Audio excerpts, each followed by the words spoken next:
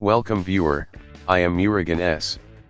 This video tutorial describes how to learn about this picture icon on Windows 11, 10 Spotlight desktop background. Type regedit in Windows search bar, right-click Run as administrator.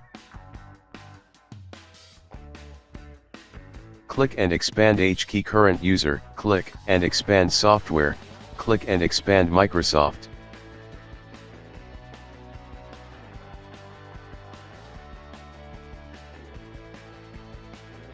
Click and expand Windows, click and expand current version, click and expand Explorer, click and expand hide desktop icons.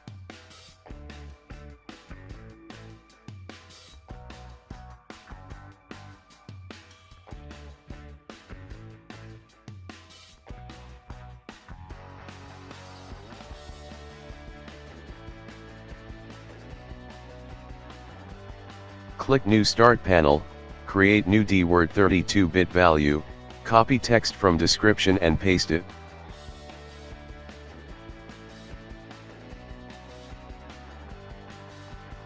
Change value data to 1, close and restart system.